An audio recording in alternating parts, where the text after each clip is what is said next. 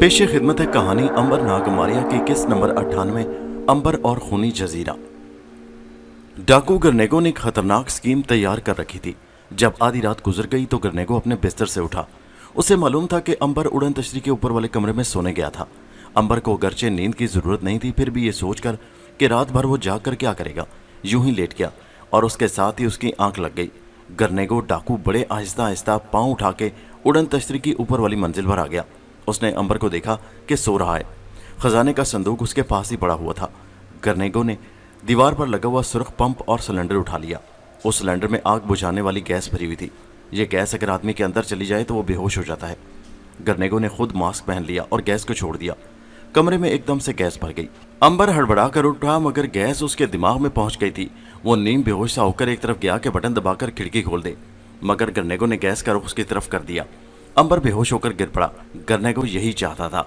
वो संदूक को घसीटता हुआ उड़न तश्तरी के दरवाजे पर ले आया, फिर उसे धक्का देकर नीचे गिराया और खुद भी उसके ऊपर छलांग लगा दी। उड़न तश्तरी का दरवाजा अपने आप बंद हो गया।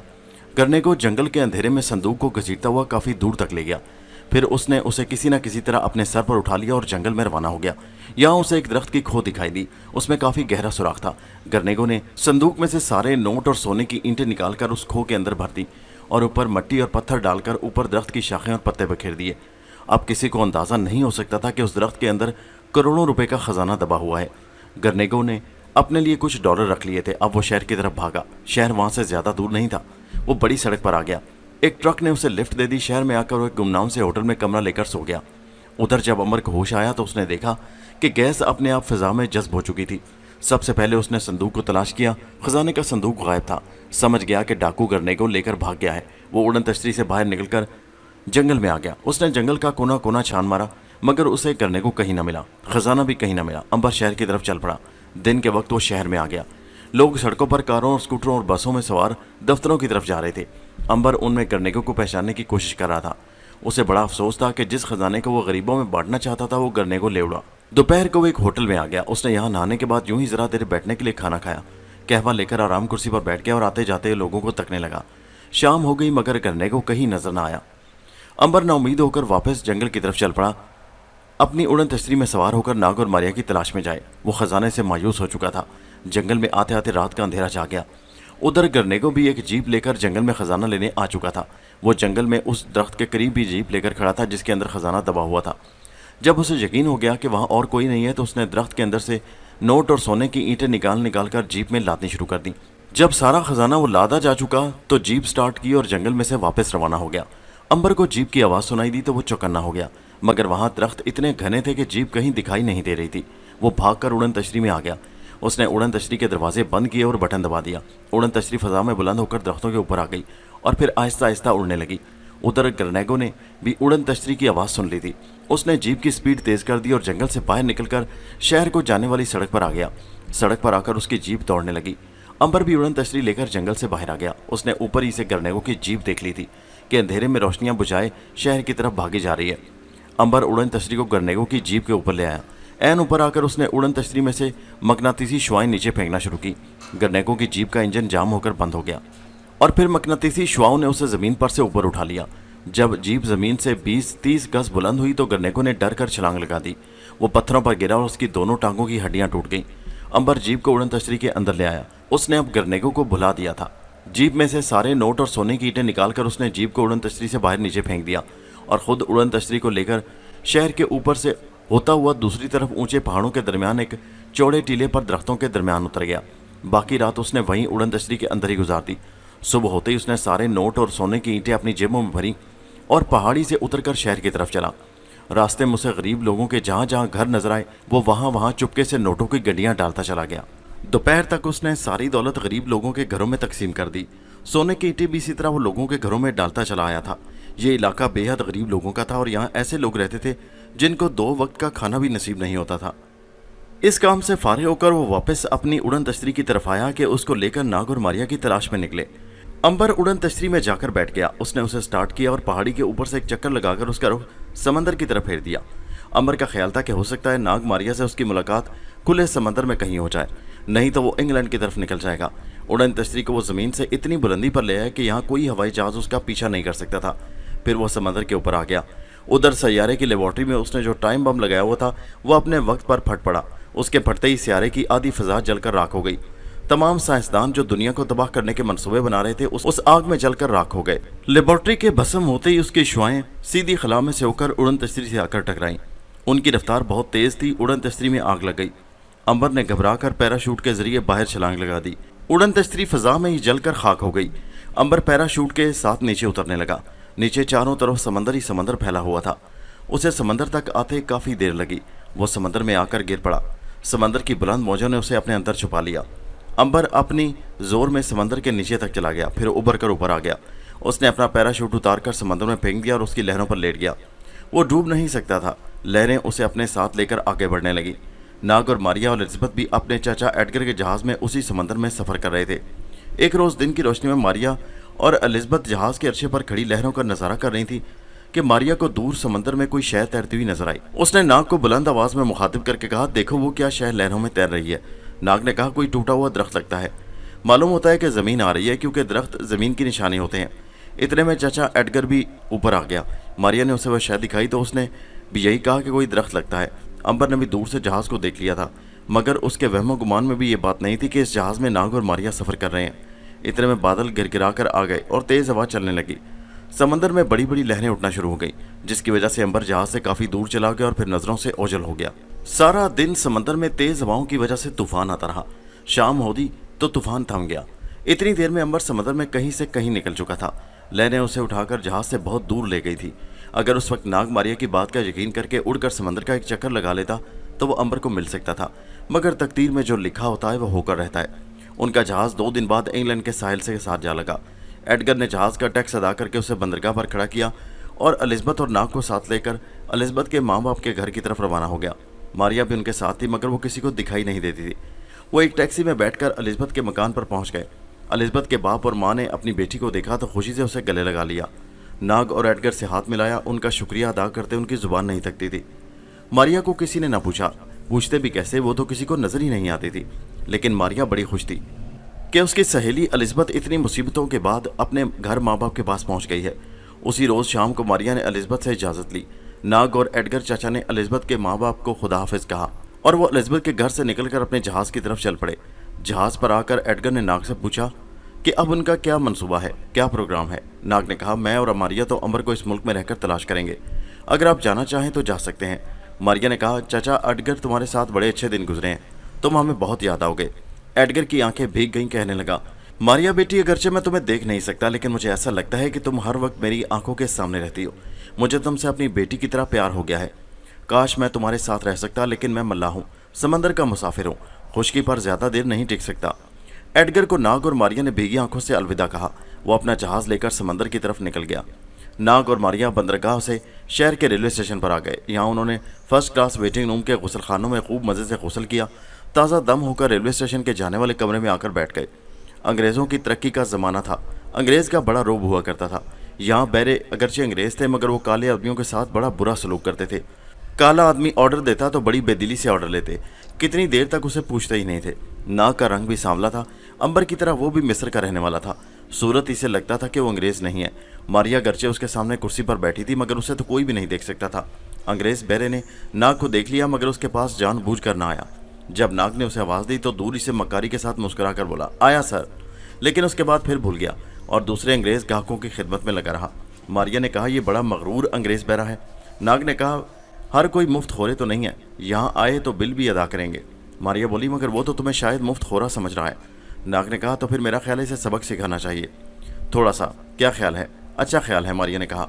नाग मुस्कुराते हुए बोला, तो फिर तुम ही कोई काम दिखाओ इस वक्त। मारिया ने महसूस किया कि ज़रा करीब एक मेज़ पर बैठे 2 बूढ़े अंग्रेज़ बार बार नाग की तरफ देख रहे थे कि ये अकेला किससे बातें कर रहा है। मारिया ने कहा, ये 2 आदमी तुम्हें शायद पागल समझ रहे हैं। नाग ने ऐसा से कहा, इनसे हम बाद में निमट लेंगे, पहले तुम उस अंग्रेज़ बहरे की औलाद को मज़ा तो चखाओ ज़रा। कमबख्त अभी तक हमारे पास ऑर्डर लेने नहीं आया। मारिया ने देखा कि अंग्रेज़ बहरा ट्रे में खाने की प्लेटें सजाए बड़ी शान से एक मेज़ की तरफ जा रहा था, जहाँ एक लाल लाल मुंह वाला कोई बड़ा अमीर अंग्रेज़ गाहक बैठा खाने का इंतजार कर रहा था।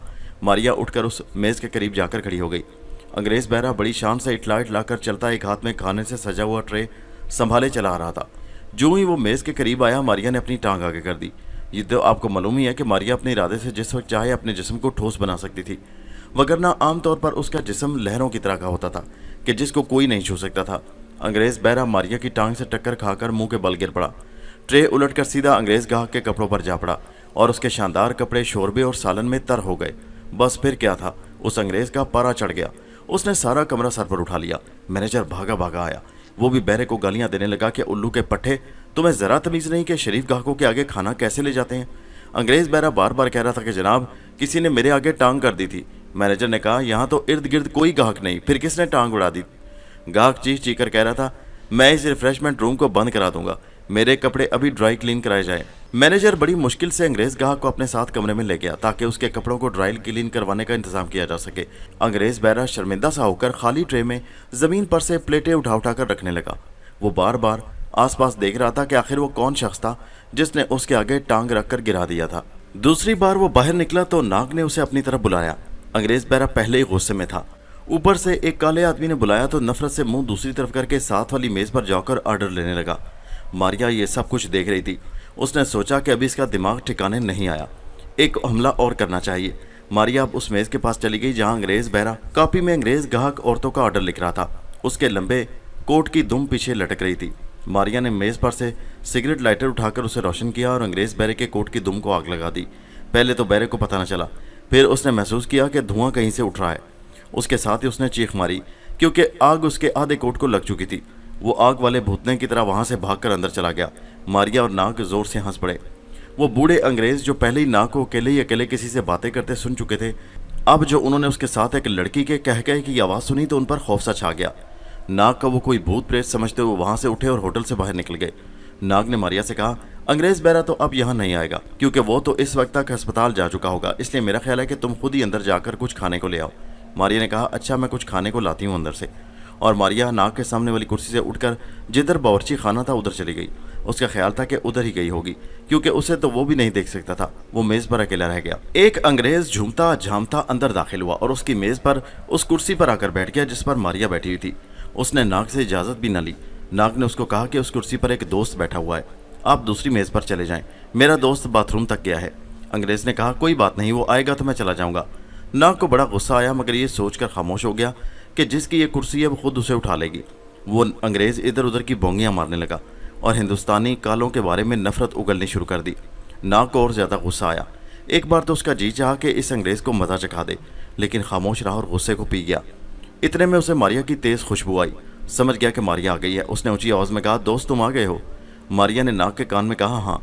बददिमाग अंग्रेज ने नाग की तरफ देखकर हंसते हुए कहा, तुम किससे बातें कर रहे हो? क्या तुम पागल खाने से भाग कर आए हो? नाग ने कहा, जी दोस्त की ये कुर्सी है, वो आ गया है।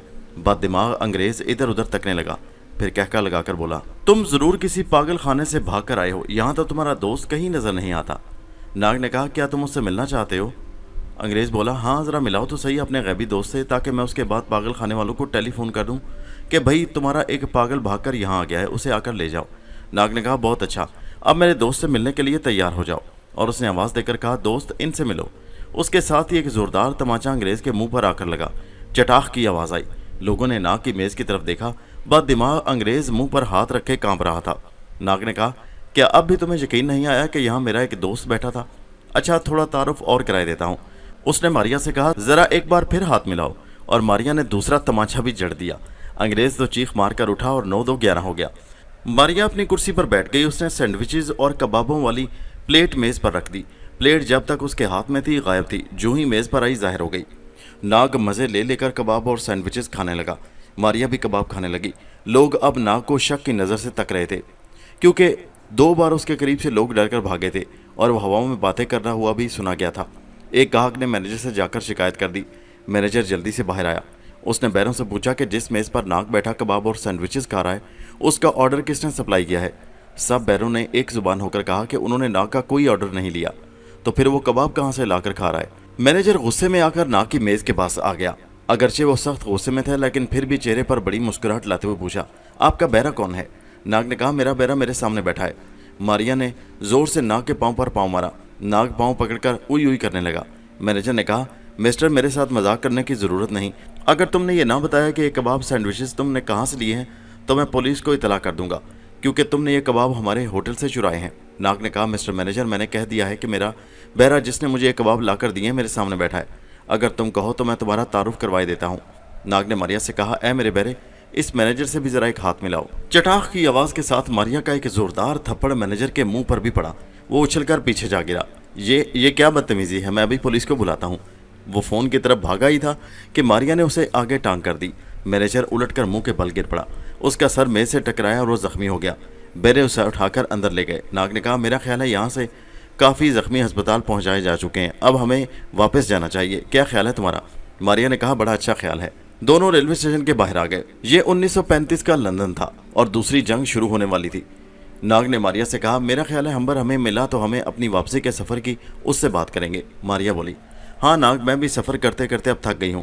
اب ویسے بھی 1980 آ جائے گا، وہاں سے ہمیں واپس لوٹنا ہی پڑے گا۔ ہم اپنے گھروں کو 5000 سال پیچھے چھوڑائے ہیں۔ ناگ بولا، بڑا خوبصورت زمانہ پیچھے چھوڑا ہے ہم نے، یہ تو بڑا مشینی دور ہے جس میں ہم آ گئے ہیں۔ وہ ہمارے زمانے کا سکون اور خاموشی اور خوبصورتی اس زمانے میں نہیں ہے، ہمیں اب واپس چلے جانا چاہیے۔ ماریا بولی، امبر آئے گا تو اس کے ساتھ واپسی کی بات کریں گے۔ ناگ بولا، اس کے لیے ہمیں کسی پہاڑی غار میں جا کر ایک چلہ کاٹنا پڑے گا۔ 10 دن کی عبادت کے بعد ہمارا واپسی کا سفر شروع ہو جائے گا، نہیں تو ہم آگے ہی آگے نکلتے چلے جائیں گے۔ ماریا نے پوچھا، اور آگے کہاں جائیں گے؟ یہ دنیا اس وقت 1980 میں سے گزر رہی ہے اور ہم 40-50 سال پہلے کے زمانے میں ہیں، یعنی 1935 میں ہیں۔ ہم 1980 کے زمانے سے آگے تو نہیں جا سکتے۔ ناگ نے کہا، یہی تو تمہاری بھول ہے ماریا، ہم تو آگے کی طرف چلے ہیں تو آگے ہی آگے چلتے جائیں گے۔ ہم 1980 سے بھی آگے نکل کر خلائی دور میں داخل ہو جائیں گے۔ اگر ہمیں واپسی کا سفر شروع کرنا ہوگا تو ہمیں پہاڑی کے اندر جا کر چلہ کاٹنا ہوگا۔ خدا کے لیے میں تو خلائی زمانے میں بالکل داخل نہیں ہونا چاہتی، کہیں سے امبر آ جائے تو ہم چلہ کاٹ کر واپسی کا سفر شروع کریں گے۔ ناگ، ہماری واپسی کا سفر تو بڑا ہی دلچسپ ہوگا۔ ہاں کیوں نہیں، اس سفر سے زیادہ دلچسپ اور سنسنی خیز ہوگا، کیونکہ ہم ان واقعات کو ہوتا دیکھیں گے جو پہلے بھی ہم دیکھ چکے ہیں۔ مثلاً جب سلطان صلاح الدین ایوبی یروشلم پر حملہ کرے گا اور عیسائی بادشاہ مل کر اس کے ساتھ جنگ کی زبردست تیاریاں کر رہے ہوں گے، تو سوائے ہمارے وہاں اور کسی کو، انسان کو یہ علم نہیں ہوگا کہ عیسائی بادشاہوں کی فوجیں ہار جائیں گی اور سلطان صلاح الدین ایوبی کو فتح ہوگی۔ ماریا بڑی خوش ہوئی۔ اب امبر آئے تو واپسی کا سفر شروع کریں۔ میں تو یہ دوسری جنگ کی تباہی بھی نہیں دیکھنا چاہتی۔ ناگ نے کہا، دیکھنا ہی پڑے گا، کیونکہ ہم 1980 کی طرف سفر کر رہے ہیں۔ حالانکہ یہ جنگ ایک بار ہو چکی ہے، مگر چونکہ ہم پہلے سے سفر کرتے آگے جا رہے ہیں، اس لیے اس جنگ کے واقعات پر سے گزرتے ہوئے ہمیں جنگ کی تباہیوں کو ایک بار پھر دیکھنا ہوگا۔ وہ باتیں کرتے فٹ پاتھ کے ایک طرف کھڑے تھے۔ لندن میں یہ خوشگوار موسم تھا، بازار میں رش تھا، مگر دوسری جنگ کے سائے بڑھ رہے تھے۔ اخباروں میں جنگ کی باتیں لکھی جا رہی تھیں۔ ناگ نے ماریا سے کہا، انہیں لندن میں امبر کو تلاش کرنا ہوگا، ہو سکتا ہے وہ ان کی تلاش میں وہاں پہنچ چکا ہو۔ ہمیں رہنا کہاں ہوگا ناگ؟ ماریا نے پوچھا۔ ناگ کہنے لگا، میرے خیال میں کسی ہوٹل میں چل کر ڈیرا لگا لیتے ہیں۔ تم کسی خالی کمرے میں رہ لینا، تمہارا تو بل نہیں بنے گا، میں بل ادا کر دوں گا۔ تمہارے پاس کتنے پاؤنڈ ہیں؟ ناگ نے جیب میں سے کچھ نوٹ نکال کر کہا، صرف 10 پاؤنڈ رہ گئے ہیں۔ ماریا بولی، ان سے کیا ہوگا؟ ہمیں کہیں سے کچھ رقم پیدا کرنی ہوگی۔ ناگ نے کہا، وہ تو تم کر سکتی ہو، ابھی کسی بینک میں چلتے ہیں۔ اور ماریا نے کہا، نہیں ناگ، تمہیں معلوم ہے کہ ہم نے کبھی چوری نہیں کی۔ ناگ ہنس پڑا، میں تو مذاق کر رہا تھا، آخر میں سانپوں کا دیوتا ہوں اور زمین کے اندر پرانے بادشاہ اتنے خزانے ہم سانپوں کے لیے دفن کر گئے ہیں کہ کبھی ختم نہیں ہو سکتے۔ تو پھر تھوڑی سی دولت منگوا لو تاکہ تمہارا گزارا ہو جائے، کیونکہ ہمیں 1 مہینہ تو اسی شہر میں ہی رہنا پڑے گا۔ ناگ نے ماریا سے کہا کہ وہ اس کے ساتھ آئے۔ دونوں شہر سے باہر ایک ویران سے قبرستان میں آ گئے۔ یہاں ناگ کو یقین تھا کہ سانپ ضرور ہوگا۔ اس نے آنکھیں بند کر کے گہرا سانس لیا اور منہ سے تیز لہریں خارج کی۔ ایک قبر کے اندر سے سبز سانپ باہر نکل کر ناگ کے آگے کنڈلی مار کر بیٹھ گیا۔ حکم میرے ناگ دیوتا، ناگ نے کہا، کیا اس زمین کے نیچے کوئی خزانہ دفن ہے؟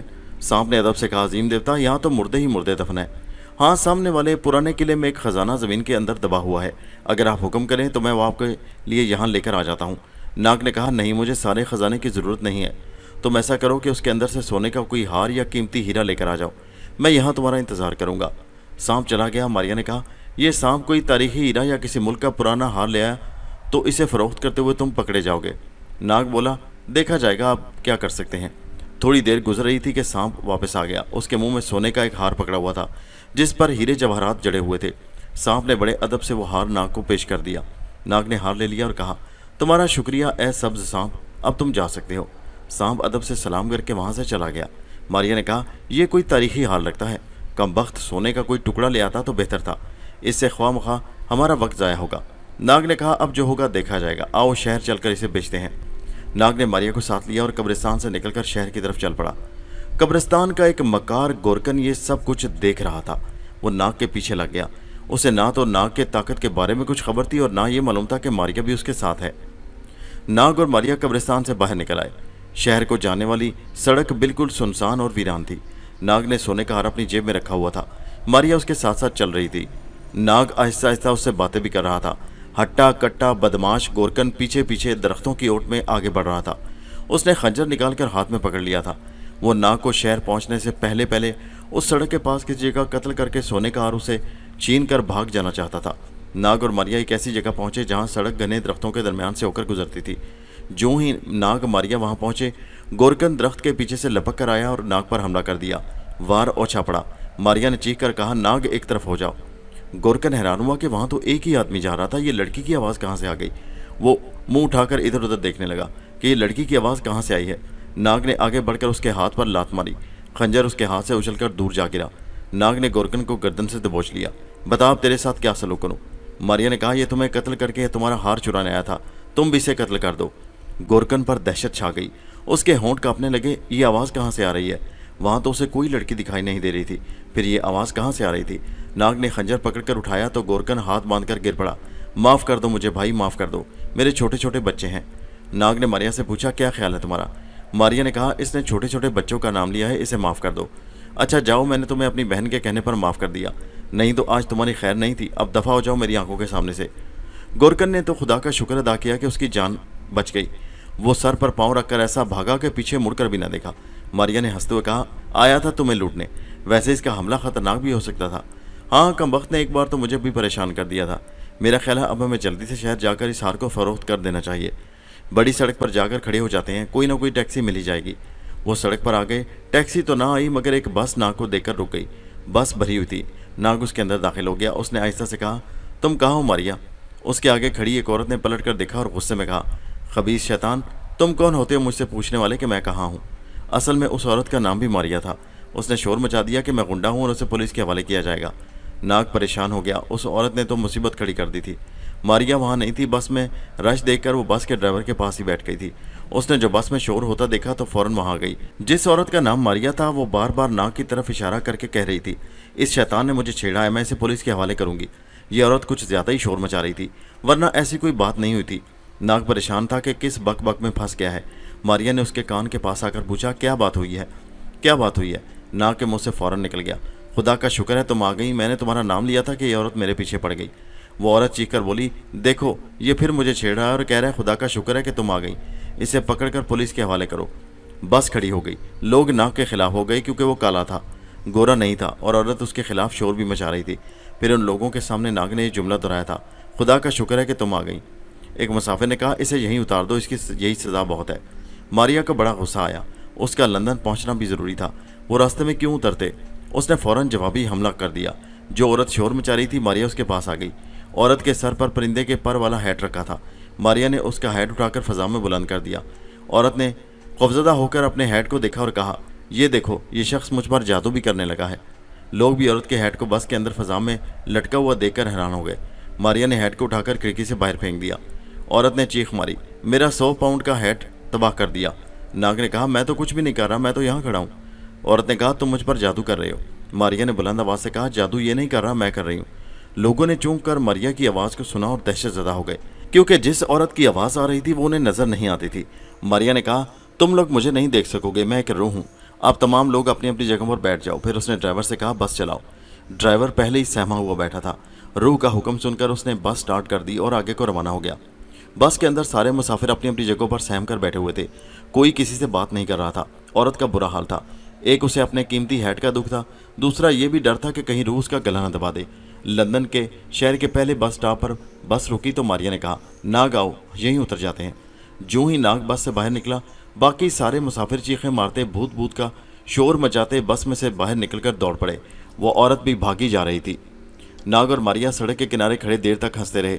फिर नाग ने एक टैक्सी रुकवाई और उसमें बैठकर शहर की रीजेंट स्ट्रीट में आ गया। यहाँ सोने चांदी के सौदागरों की दुकानें थीं। एक शानदार दुकान में जाकर नाग ने हार दिखाया। दुकानदार ने हार को गौर से उलट पलट कर देखा, फिर नाग को घूरा और बोला, ये तुमने कहाँ से लिया है। नाग ने बड़े सुकून से कहा, इन बातों को छोड़ो भाई, और ये बताओ कि इसके कितने पाउंड दोगे। मुझे ज़्यादा दौलत नहीं चाहिए, वैसे इसकी कीमत कितनी है। दुकानदार ने कहा, इसकी कीमत 10 लाख पाउंड से किसी तरह भी कम नहीं, मगर मैं ये हार हुकूमत के हवाले करूँगा, क्योंकि ये स्टुअर्ट ख़ानदान का पुराना हार है, ख़ानदानी हार है। अरे भाई, मुझे आप इसके 1000 पाउंड ही दे दें, बाकी यार आप अपने पास रख लें, मुझे ज़्यादा दौलत का लालच नहीं है। दुकानदार ने कहा, मगर सवाल यह है कि ये तुमने कहाँ से लिया है? मैं एक ईमानदार शहरी हूँ, मैं इसकी इत्तला पुलिस को दूंगा। जब नाग ने देखा कि ये दुकानदार भी उसके लिए मुसीबत बन गया है तो उसने साफ साफ कह दिया, अच्छा तो फिर सुनो, ये हार मुझे एक सांप ने ला कर दिया है। सांप ने? दुकानदार ने ताज्जुब से पूछा। हाँ सांप ने, अगर तुम्हें यकीन ना आए तो मैं आपको तजुर्बा करके दिखा सकता हूँ। दुकानदार ने नाग को झूठा और चोर समझा हुआ था। उसने कहा, अंदर मेरे कमरे में चलकर तजर्बा करो। नाग के पास ही मारिया खड़ी थी। उसने नाग के कान में कहा, क्यों खतरा मोल ले रहे हो? नाग ने कहा, मैं इसे सच्ची बात दिखा रहा हूँ। दुकानदार ने कहा, ये तुम किससे बात कर रहे हो? नाग बोला, जो मेरे साथ ये तजर्बा करेगा। नाग को लेकर दुकानदार एक कमरे में गया। इससे पहले उसने पुलिस को भी फ़ोन कर दिया था। अभी नाग ने तजर्बा शुरू ही नहीं किया था कि वहाँ पुलिस इंस्पेक्टर भी सिपाही लेकर आ गया। वो नाग को गिरफ्तार करना चाहता कि नाग ने कहा, मैंने ये हार एक सांप से लिया है, आपके सामने मैं उस सांप को बुलाता हूँ और हार उसे वापस किए देता हूँ। इंस्पेक्टर हंस पड़ा, तुम बड़े चालाक भी हो, खैर अब अपनी ये ख्वाहिश भी पूरी कर लो, बुलाओ सांप को। नाग ने गहरा सांस लिया और सांप को बुलाया। 1 सेकंड के बाद कमरे की दीवार एक जगह से शक हुई और वही सांप नमूदार हो गया। वो कालीन पर रेंगता हुआ नाग के सामने आकर कुंडी मारकर बैठ गया और अपनी जुबान में कहने लगा, क्या हुक्म है मेरे आका, आपने मुझे याद किया है? नाग ने कहा, इन लोगों को यकीन नहीं आ रहा कि यह हार तुमने मुझे दिया है। इन्हें इस तरह यकीन दिलाओ कि इसी किस्म के दूसरे हार जो खजाने में हैं लेकर मेरे आगे हाजिर हो जाओ। सांप ने सर झुकाकर कहा, जो हुक्म मेरे आका। सांप दीवार में से वापस निकल गया। इंस्पेक्टर, पुलिस और दुकानदार की आंखें फटी की फटी रह गई थी। नाग ने कहा, अब भी आपको यकीन नहीं आया क्या? ज़रा इंतज़ार कीजिए, अभी सांप दूसरे हार जवाहरात लेकर आ जाता है। दुकानदार ने कहा, तुम कोई जादूगर मालूम होते हो, अभी मालूम हो जाएगा तुम्हें कि मैं जादूगर हूँ या इससे बढ़कर हूँ। इतने में सांप दोबारा नमदार हुआ। अब के उसने मुंह में इस तरह के 6-7 हार पकड़े हुए थे। इंस्पेक्टर, पुलिस और दुकानदार तो दंग रह गए, वो पीछे हट गए। नाग ने वो हार भी सांप को दे दिया और कहा, इस अमानत को भी वापस खजाने में जाकर रख दो। सांप ने नाग के हाथ से हार लिया और वापस दीवार में से गुजर गया। उसके जाते ही दीवार दोबारा बंद हो गई। दुकानदार को अब अफसोस हो रहा था कि उसने ख्वामख्वाह जिद करके हाथ आया हुआ माल ज़ाया कर दिया। इंस्पेक्टर को यकीन आ गया था कि नाग बेगुनाह है, चोर नहीं है, बल्कि एक सपेरा है, वो जादूगरी भी जानता है। उसको इस तरह की बातों से कोई दिलचस्पी नहीं थी। वो सिपाहियों को लेकर वापस चला गया। अब वहाँ दुकानदार और नाग और मारिया ही रह गए। दुकानदार ने नाग के आगे खुशामद शुरू कर दी और कहा कि अगर वो सांप के ज़रिए खुफिया ख़जाने उसे बता दे तो वो उससे भी उस वक्त 1 लाख पाउंड अदा कर देगा। नाग ने हंसकर मारिया से पूछा, क्या राय है तुम्हारी? अब नाग खुले बंदों मारिया से बात करना चाहता था ताकि दुकानदार को उसकी जादूगरी का पूरा यकीन हो जाए। मारिया ने कहा, इससे पहले 1000 पाउंड एडवांस ले लो, फिर आएंगे तो ख़जाने के बारे में बात करेंगे, अभी हम लंदन में ही हैं। दुकानदार घबराकर इधर उधर देख रहा था कि लड़की की आवाज़ कहाँ से आ रही है। नाग ने कहा, क्या तुम्हें यह शर्त कबूल है? क्या तुम हमें 1000 पाउंड एडवांस देने पर तैयार हो? दुकानदार आखिर अंग्रेज़ था, उसे मालूम था कि नाग कोई जादूगर है और कोई रूह भी उसके कब्ज़े में है, लेकिन उसने यूं ही 1000 पाउंड देने से इनकार कर दिया और बोला, अगर तुम मुझे हार लाकर दे दो तो मैं अभी इसी वक्त तुम्हें 10,000 पाउंड देने को तैयार हूँ। नाग ने कहा, नहीं, अब मैं ये काम नहीं करूँगा, क्योंकि वह ख़जाना स्टुअर्ट ख़ानदान की मलकियत है, जिसके आबाओ अजदाद को मरे ज़्यादा अरसा नहीं गुजरा, और उस ख़ानदान के लोग भी इस वक्त भी बरतानिया पर हुकूमत कर रहे हैं। दुकानदार ने बड़ी कोशिश की कि उस किसी तरह नाग मान जाए, मगर नाग ने एक ना सुनी और मारिया को लेकर दुकान से बाहर निकल आया। जाते जाते मारिया ने इतना ज़रूर किया कि दुकान के बाहर वाले शोकेस के शीशे पर मुक्का मारकर शन के साथ शीशा चकनाचूर कर दिया। दुकानदार अपना सर पकड़ कर रह गया और अफसोस करने लगा कि उसने ज़्यादा लालच क्यों किया और क्यों ना पहले ही हार खरीद लिया। नाग और मारिया वहाँ से निकलकर लंदन के बाज़ारों में गुम हो गए। मारिया ने कहा, अब पाउंड कहाँ से मिलेंगे हमें? नाग ने कहा, लंदन में हिंदुस्तान के मारवाड़ी हिंदू सेठ भी दुकानदारी करते हैं। वो बड़े कंजूस मक्खी चूस होते हैं और बड़ी महंगी चीज़ें बेचकर ग्राहकों को लूटते हैं। मेरा ख्याल है कि उनकी दुकान पर जाकर कुछ ज़रूरत के पैसे ले लेते हैं। मारिया ने कहा, नहीं नाग, ये भी चोरी होगी, हम ऐसा नहीं करेंगे। ठीक है, खुदा मुझे माफ़ करे, मैं दोबारा ऐसा ख्याल भी दिल में नहीं लाऊंगा। मारिया कहने लगी, ऐसा करते हैं कि लंदन में हाइड पार्क में चलकर लोगों को जादू का तमाशा दिखाते हैं। इस तरह से जो पैसे लोग खुश होकर हमें देंगे उनको हम अपने काम में लाएंगे। नाग ने कहा, वंडरफुल आइडिया। मारिया और नाग लंदन के हाइड पार्क में आ गए। यहाँ बड़ी रौनक थी, लोग तफरीह करने आए हुए थे। नाग ने मारिया से कहा, मैं यहाँ से एक दरख्त की टहनी उठाकर उसका जादू लोगों को दिखाऊंगा, मैं जो कहूँ तुम वही करना। उसके साथ नाग एक जगह बेंच पर खड़ा हो गया और लोगों को जमा कर लिया। लोग पहले ही तफरीह करने आए थे, इर्द गिर्द खड़े हो गए। नाग ने कहा, मैं तुम लोगों को जादू दिखाऊंगा। ये मेरे हाथ में छड़ी है, ये अभी मेरे हाथ से निकल कर हवा में खड़ी हो जाएगी। चलो 1 2 3। उसके साथ ही मारिया ने हाथ से छड़ी लेकर ऊपर कर दी। लोगों ने जब छड़ी को हवा में लटकते देखा तो ज़ोर ज़ोर से तालियां बजाने लगे। नाग ने कहा, अब मैं इस लड़के का हैट यहाँ इशारे से अपने पास लाऊंगा। नाग ने इशारा किया, उधर मारिया लड़के के सर से हैट उतार कर नाग के पास ले आई। लोग देखकर दंग रह गए। पहले से ज्यादा जोश के साथ तालियां पीटने लगे। अब नाग ने कहा, मैं आपके सामने जेब से एक रुमाल निकालूंगा, ये रुमाल खाली होगा। फिर नाग ने जेब से रुमाल निकालकर झाड़ा और सबको दिखाकर कहा, देखें साहिबान, ये खाली है। अगर मैं इसमें कोबरा सांप पैदा कर दूं तो क्या ख्याल है? लोगों ने शोर मचाया, सांप पैदा करके दिखाओ। तुम ऐसा नहीं कर सकते, कभी नहीं कर सकते। नाग ने कहा, मैं आप लोगों के सामने कोबरा सांप पैदा करूंगा, लेकिन इसके लिए आपको टिकट खरीदना होगा और मेरा टिकट है 50 पाउंड। 50 पाउंड पूरे कर दें, मैं आपके सामने सांप पैदा करूंगा। एक बूढ़े अंग्रेज ने कहा, और अगर तुम सांप पैदा ना कर सके तो? नाग ने कहा, तो आपके पैसे आपको वापस कर दिए जाएंगे। क्या मंजूर है? मंजूर है, सब लोगों ने एक आवाज़ होकर कहा। इसके साथ ही लोगों ने अपनी अपनी पॉकेट से पाउंड के नोट निकालकर नाग को देने शुरू कर दिए। जब 50 पाउंड हो गए तो नाग ने सारी रकम अपनी जेब में रख ली। मारिया उसके पास ही खड़ी थी। उसने नाग के कान में कहा, अब यहाँ से भाग जाते हैं। नाग ने मुस्कुरा कर कहा, नहीं मारिया, मैं इन लोगों को इनके पैसों का पूरा हक दूंगा, मैं इन्हें खेल दिखाऊंगा। एक अंग्रेज ने चिल्लाकर कहा, तुम किससे बातें कर रहे हो? क्या तुम पागल हो गए हो? नाग ने कहा, मैं सांप से बातें कर रहा था, वो आने पर राजी हो गया है। तो फिर सांप को बुलाओ, नहीं तो हमारे पैसे वापस कर दो। नाग ने बुलंद आवाज में कहा, सब्र करो और इस रुमाल की तरफ गौर से देखते रहो। नाग ने रुमाल को झाड़ कर इकट्ठा करके सब लोगों के सामने जमीन पर रख दिया। फिर उसने आंखें बंद करके सांप को आवाज दी और कहा, ऐसा सांप, तुम जहां कहीं भी हो फौरन मेरी खिदमत में हाजिर हो जाओ। नाग को एक फुनकार की आवाज सुनाई दी। लोगों ने देखा कि जमीन पर पड़ा हुआ रुमाल आहिस्ता आहिस्ता हिलने लगा है। वो नाग ने आंखें खोलकर रुमाल को देखा और कहा, दोस्तों, सांप आ गया है। उसके साथ ही नाग ने रुमाल ऊपर उठा लिया। नीचे स्याह सांप फन उठाए कुंडली मारे बैठा था। पहले तो लोग डर कर पीछे पीछे हट गए, फिर जोर जोर से तालियां पीटनी शुरू कर दी। नाग ने सांप से कहा, झुककर सबको सलाम करो। सांप अपना फन घुमाकर लोगों के आगे झुक गया। लोग और जोर से तालियां बजाने लगे। नाग ने खुद भी सबको सलाम किया और सांप के ऊपर रुमाल डालकर कहा, सांप, अब तुम जा सकते हो। दूसरी बार नाग ने जब रुमाल उठाया तो वो खाली हो चुका था। सांप जा चुका था। लोग हैरान रह गए, किसी को अपनी आंखों पर यकीन नहीं आ रहा था। उन लोगों में लंदन के एक अस्पताल में काम करने वाली लड़की भी थी। वो अस्पताल में सांप के काटे हुए लोगों के इलाज के लिए सांपों का जहर निकालकर उसके टीके तैयार करती थी। उसका नाम पिंकी था। वो नाग के पास आकर बोली, मिस्टर, अगर तुम हमें इस तरह के सांप लाकर दो तो हम उनके जहर निकालकर सांप वापस कर दिया करेंगे और तुम्हें हर सांप के एवज पैसे देंगे। नाग ने कहा, शुक्रिया मिस, मैं कारोबार नहीं करता। पिंकी ने कहा, मगर ये कारोबार नहीं, ये तो इंसानों की खिदमत है।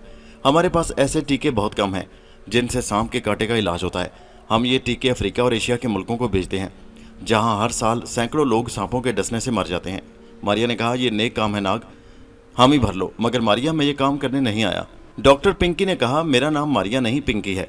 वो समझी कि नाग उससे बातें कर रहा है, हालांकि वो मारिया से मुखातिब था। मारिया हंस पड़ी। नाग ने कहा, माफ़ करना डॉक्टर, मैं तुम्हारा नाम नहीं जानता था। यूं ही मुंह से मारिया निकल गया।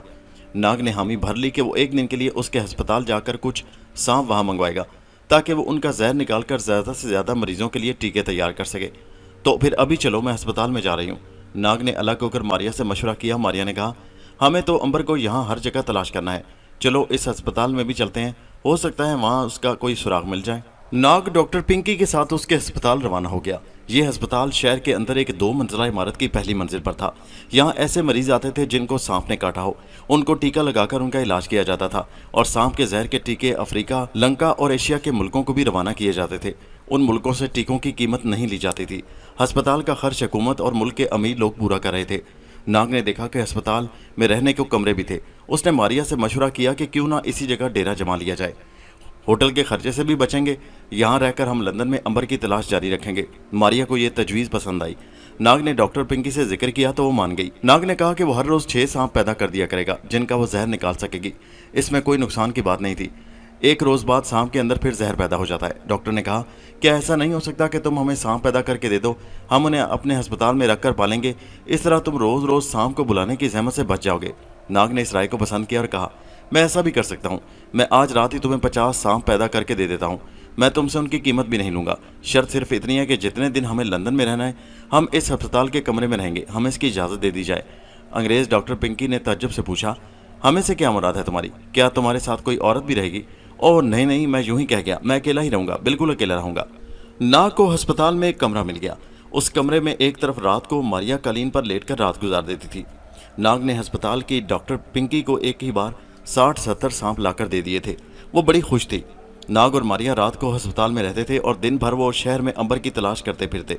अंबर को तलाश करते करते 15 दिन गुजर गए थे। वो शहर में कहीं दिखाई नहीं दिया था।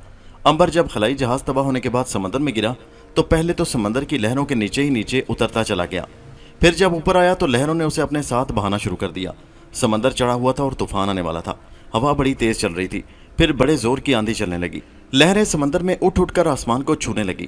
امبر کو لہریں کوئی نقصان تو نہیں پہنچا سکتی تھی، نہ اسے زخمی کر سکتی تھیں اور نہ ڈبو سکتی تھیں، بس اسے اٹھا اٹھا کر ادھر سے ادھر پھینک رہی تھی، اور امبر بھی ایسے مزے لے رہا تھا جیسے جھولا جھول رہا ہو۔ اس طرح وہ سمندر میں ایک دن ایک رات بہتا رہا۔ دوسرا دن آ گیا۔ سمندر میں طوفان تھم چکا تھا، لیکن خشکی کا کہیں نام و نشان دکھائی نہیں دے رہا تھا۔ امبر کو بھی ناگ اور ماریا کی فکر تھی۔ وہ جلد کسی خشکی کے علاقے پر پہنچ کر انہیں تلاش کرنا چاہتا تھا۔ خشکی نظر ہی نہیں آ رہی تھی۔ اسی طرح دوسرا دن بھی گزر گیا۔ جب شام ہونے لگی اور دھوپ ڈھل گئی تو امبر کو لہروں نے ایک جزیرے کے ساحل پر لا کر پھینک دیا۔ امبر اٹھا اور ریت پر چلتا درختوں کے پاس آ کر بیٹھ گیا۔ لہروں پر لیٹے لیٹے وہ تھک گیا تھا، اٹھ کر ٹہلنے لگا۔ سورج غروب ہو رہا تھا، جزیرے کے درختوں پر دھوپ اتر رہی تھی۔ یہ بڑا سرسبز جزیرہ تھا، کنارے درختوں کے جھنڈ ہی جھنڈ تھے۔ امبر نے سوچا کہ یہاں ضرور کوئی آبادی ہوگی، یہاں ہو سکتا ہے دوسرے ملکوں کے جہاز آ کر سامان لے جاتے ہوں۔ وہ ساحل کے ساتھ ساتھ چلنے لگا۔ اس نے دیکھا کہ جزیرے پر کہیں کوئی آبادی نہیں تھی، ایک بھی مکان یا جھونپڑی نظر نہیں آئی، نہ کہیں کسی کشتی کا نشان ملا۔ جب رات ہو گئی تو امبر ایک جگہ سمندر کے کنارے پتھر سے ٹیک لگا کر بیٹھ گیا۔ سوچنے لگا کہ یہاں سے کس طرح نکلے۔ آخر اس کے دماغ میں یہی ایک ترکیب آئی کہ کسی درخت کو کھوکھلا کر کے کشتی بنا لے اور سمندر میں اتر جائے۔ کبھی نہ کبھی لہریں اسے کسی ساحلی شہر کی بندرگاہ پر پہنچا دیں گی۔ اسی طرح سوچتے سوچتے اسے نیند آ گئی اور وہ سو گیا۔ خواب میں اس نے دیکھا کہ وہ ناگ اور ماریا کے ساتھ ایک صحرا میں سے گزر رہا ہے۔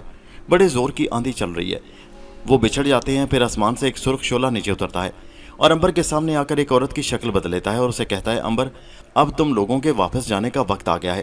اب تمہیں واپسی کا سفر کرنا ہوگا، کیونکہ تمہیں اپنے وطن سے نکلے 5000 سال گزر گئے ہیں۔ امبر نے کہا، میں بھی سفر کرتے کرتے تھک گیا ہوں، آخر میں کب تک یوں ہی در بدر پھرتا رہوں گا۔ عورت نے کہا، تم بہت جلد واپسی کا سفر کرنے والے ہو۔ امبر نے پوچھا، کیا واپسی کے سفر میں بھی 5000 سال لگیں گے؟ عورت نے کہا، یہ میں نہیں کہہ سکتی۔ امبر بولا، میں اپنے ماں باپ کے شہر جانا چاہتا ہوں۔ میں آج سے 5000 سال پہلے کے مصر کی گلیاں بازار دیکھنا چاہتا ہوں۔ میں اس زمانے کا دریائے نیل دیکھنا چاہتا ہوں جب میں بچپن میں وہاں نہایا کرتا تھا۔ عورت بولی، تم بہت جلد واپس روانہ ہو جاؤ گے، پھر تم اپنے وطن پہنچ کر آج سے 5000 سال پہلے کا مصر اور دریائے نیل اور اپنے وطن کے گلی کوچے دیکھ سکو گے۔ امبر نے پوچھا، ناگ اور مریم مجھے کب ملیں گے، کیونکہ ان کے بغیر میں واپسی کا سفر نہیں کر سکتا۔ عورت نے کہا، تم بہت جلد ان سے ملو گے اور پھر تم تینوں مل کر اپنے 5000 سال کے واپسی کے سفر پر روانہ ہو جاؤ گے۔ امبر نے پوچھا، کیا واپسی کا سفر بھی اتنا ہی سنسنی خیز اور دلچسپ ہوگا؟ عورت نے کہا، نہیں، واپسی کا سفر زیادہ دلچسپ، زیادہ حیرت انگیز اور زیادہ سنسنی خیز ہوگا۔ اتنا کہہ کر عورت پھر شعلہ بن کر غائب ہو گئی۔ صحراؤں میں آندھی تیز ہو گئی اور اس کے ساتھ ہی امبر کی آنکھ کھل گئی۔ کیا دیکھتا ہے کہ جزیرے پر رات کی گہری خاموشی چھائی ہوئی ہے، کوئی آواز سنائی نہیں دے رہی، درخت چپ چاپ کھڑے ہیں۔ امبر خواب کو یاد کر کے خوش ہو رہا تھا، وہ بھی واپس اپنے وطن جانا چاہتا تھا۔ اتنی مدت تک سفر کرتے کرتے وہ تنگ آ گیا تھا، تھک گیا تھا، اب چاہتا تھا کہ واپس اپنے 5000 سال کے پرانے سفر پر روانہ ہو۔ اسے یقین تھا، جیسا کہ خواب کی عورت نے کہا تھا، کہ اس بار واپسی کے سفر میں اسے بڑے دلچسپ اور سنسنی خیز واقعات پیش آئیں گے۔ ایک غراہٹ سی اسے سنائی دی۔ امبر نے درختوں کے اندھیرے میں دیکھا، آواز ادھر سے ہی آئی تھی، یہ کسی جنگلی درندے کی آواز لگتی تھی۔ امبر نے کوئی خیال نہ کیا، جنگلی درندہ اس کا کیا بگاڑ سکتا تھا۔ وہ اسی طرح بیٹھا رہا اور واپسی کے سفر کو یاد کر کے خوش ہوتا رہا۔ اس نے سوچا کہ واپس مصر جا کر وہ لمبے کاغذوں پر 5000 سال پرانی مصری زبان میں کتاب لکھے گا، جس کا نام وہ امبر ناگ ماریا کی واپسی کا سفر رکھے گا۔ قدیم زمانے کے لوگ جب آج کے زمانے کی حیرت انگیز باتیں پڑھیں گے تو انہیں یقین نہیں آئے گا کہ کبھی زمانہ اتنا بھی ترقی کر سکتا ہے کہ انسان ہوائی جہاز اور اڑن تشتیوں میں بیٹھ کر خلاؤں میں سفر کرتے پھرے۔ وہی غراہٹ کی آواز ایک بار پھر سنائی دی۔ اس دفعہ آواز کے ساتھ ہی کسی عورت کی دبی دبی چیخ بھی سنائی دی۔ امبر جلدی سے اٹھ کھڑا ہوا اور جدھر سے آواز آئی تھی ادھر کو چلا۔ درختوں کے نیچے گہرا اندھیرا اور خاموشی چھائی تھی، صرف امبر کی آنکھیں ہی اس اندھیرے میں دیکھ سکتی تھی۔ وہ اندھیرے میں دیکھتا آگے بڑھ رہا تھا، اسے کہیں کوئی درندہ دکھائی نہ دیا۔ وہ دوسری طرف مڑنے ہی والا تھا کہ اچانک وہی غراہٹ ایک بار پھر گونجی۔ اس بار آواز میں جھنجھلاہٹ تھی، یہ کسی چیتے کی آواز تھی۔ امبر آواز کی طرف لپکا، کیا دیکھتا ہے کہ ایک جگہ درختوں کے نیچے گڑھا یا کنواں سا ہے اور ایک چیتا اس کے ارد گرد چکر لگاتے ہوئے غرا رہا ہے۔ امبر آگے بڑھا تو چیتے نے بھی اسے دیکھ لیا۔ اندھیرے میں چیتے کی آنکھیں بھی سب کچھ دیکھ لیتی ہیں۔ جو ہی چیتے نے ایک انسان کو دیکھا وہ گرج کر دھاڑا اور اس نے امبر پر حملہ کر دیا۔ امبر پہلے سے تیار تھا، چیتا امبر کے سر پر گرا، امبر نے اسے گرتے ہی اٹھا کر زمین پر پٹخ دیا۔ چیتا غصے سے پاگل ہو گیا اور امبر پر پھر حملہ کیا۔ اس دفعہ امبر نے اسے اپنے دونوں ہاتھوں سے گردن سے پکڑ لیا اور اس کی گردن دبانی شروع کر دی۔ چیتا تڑپ رہا تھا اور اس کے ہاتھوں سے نکلنے کی کوشش کر رہا تھا، مگر امبر کی طاقت کا مقابلہ نہیں کر سکتا تھا۔ امبر نے چیتے کو گلا دبا کر ہلاک کر دیا۔ چیتے کی لاش ایک طرف پھینک کر وہ گڑھے کی طرف آیا کیونکہ اس کے اندر سے عورت کی دبی دبی رونے اور چیخوں کی آواز آئی تھی۔ امبر نے جھک کر نیچے دیکھا، یہ ایک قدرتی گڑھا تھا جو شاید زمین کے نیچے بیٹھ جانے کی وجہ سے پیدا ہو گیا تھا۔ امبر نے اندھیرے میں دیکھا کہ گڑھا کافی گہرا ہے اور اس کی ایک جانب کوئی عورت سہمی بیٹھی ہے۔ عورت نے بھی منہ پر کر کے ایک انسانی سر دیکھ لیا تھا، مگر وہ ڈری ہوئی تھی۔ اس کا خیال تھا کہ یہ کوئی جنگلی ہے جو اسے زندہ نہیں چھوڑے گا۔ چیتے سے تو وہ بچ گئی ہے مگر اس جنگلی سے نہ بچ سکے گی۔ امبر نے آواز دی، بہن تم کون ہو؟ عورت نے ایک مہذب انسان کی آواز سنی تو خوش ہو کر اٹھی اور بولی، میں کون ہوں یہ باہر آ کر بتاؤں گی، پہلے مجھے باہر نکالو۔ امبر نے کہا، ذرا ٹھہرو، میں کسی درخت کی لمبی شاخ کاٹ کر لاتا ہوں۔ عورت نے کہا، نہیں، شاخ کی ضرورت نہیں، اگر تم نیک اور ہمدرد انسان ہو تو یہاں سے تھوڑی دور بائیں ہاتھ کو درختوں میں تمہیں ایک جھونپڑا ملے گا، اس جھونپڑے میں ایک رسہ پڑا ہے، مجھے اس رسے کی مدد سے باہر نکال سکتے ہو تم۔ امبر نے کوئی جواب نہ دیا اور گڑھے سے ہٹ کر جھونپڑے کی طرف چلا۔ تھوڑی دور درختوں میں اسے یہ جھونپڑا مل گیا۔ یہ ایسا ہی جھونپڑا تھا جیسا کہ جنگلی لوگوں کا ہوتا ہے۔ اندھیرے میں امبر کو سب کچھ نظر آ رہا تھا۔ زمین پر پتوں کا بستر بچھا تھا، کمرے میں جنگلی پھلوں کا ڈھیر پڑا تھا، ایک طرف رسی کا گچھا رکھا تھا۔ امبر نے رسی کا گچھا اٹھایا اور گڑھے کے پاس آ کر اسے نیچے لٹکا دیا۔ اس رسی کو مضبوطی سے پکڑ لو، میں تمہیں اوپر کھینچ لوں گا۔ عورت نے رسی کو دونوں ہاتھوں سے پکڑ لیا۔ امبر کے لیے اس عورت کو اوپر کھینچنا ایسا ہی تھا جیسے کوئی پہلوان دھاگے کے ساتھ بندھا ہوا کھلونا اوپر کھینچے۔ پھر بھی امبر نے اس خیال سے کہ عورت کو آہستہ آہستہ اوپر کھینچا کہ کہیں اسے اس کی غیر معمولی طاقت پر شک نہ پڑ جائے۔ عورت گڑھے سے باہر نکلی تو امبر نے دیکھا کہ وہ ایک نوجوان لڑکی تھی، مگر اس کے جسم پر کپڑوں کے بجائے پتوں کا لباس تھا۔ بال کھلے ہوئے تھے مگر چہرے سے لگتا تھا کہ پڑھی لکھی خاندانی لڑکی ہے۔ پتوں سے اس کا سارا جسم ڈھکا ہوا تھا۔ امبر نے پوچھا، تم کون ہو بہن اور اس گھڑے میں کیسے گر پڑی؟ کیا تم اس جھونپڑی میں رہتی ہو؟ لڑکی نے کہا، تم نے بہت سے سوال کر دیے ہیں، میرے ساتھ جھونپڑے میں چلو، مگر پہلے یہ بتاؤ کہ خونخوار چیتا کہاں ہے، کہیں وہ پھر آ کر ہم پر حملہ نہ کر دے۔ امبر نے کہا، فکر نہ کرو، میں نے اسے ہلاک کر دیا ہے، وہ دیکھو اس کی لاش پڑی ہے۔ لڑکی نے اندھیرے میں چیتے کی لاش دیکھی تو بڑی حیرانی سے بولی، تم نے بغیر بندوق کے اسے کیسے ہلاک کر دیا؟ امبر نے کہا، میرے پاس ایک ڈنڈا تھا، بس وہ ڈنڈا سیدھا چیتے کے سر پر پڑا، کیا کرتا، اپنی جان کا بھی خطرہ تھا، بس چیتا مر گیا۔